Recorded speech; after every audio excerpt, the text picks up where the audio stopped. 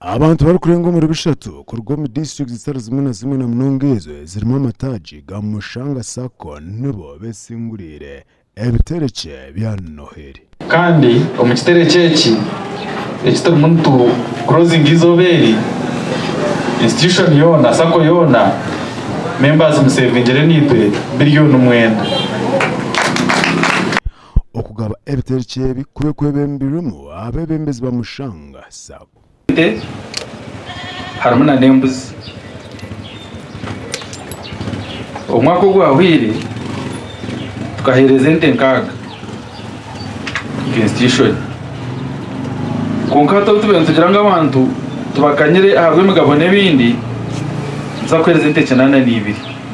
kandi basima munonga abo kuranga mbasize kwetaba omukitereke eki kandi kutwara beta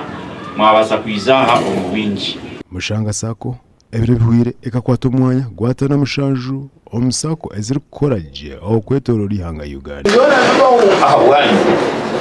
ahabukuba hati nguko kusinga chairman general manager na staff faza imwe nonga amwe mbuzi ni mwente na hati yaga kayampeni mweni msima munonga msima munonga umeze muzaho anabazire mu bari gutebindira tanuye na jonga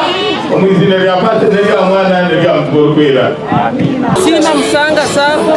abo muhereza gwekutereza insima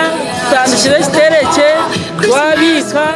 omuganda ga Mushanga bamemba bayo abwitagira yambara umurwe bikona nabahebwa ebitereke omurimbara enti 11 nizo zagabwa kreti 11 za soda enkoko 13 embuzi 15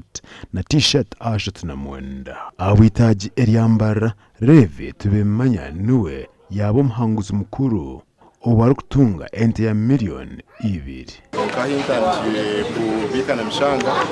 indano bakana bakwemereza ukuba ku service yo bakraktizaho endana kusinga banke zizikusiba mwezi mpango umurimo ko mutano Mushanga Sako yagabente ya miliyoni 2 kandi entejo nemba witu we yasingayo branche zitu 12 iziri mu Uganda Chechi timire bitubika esente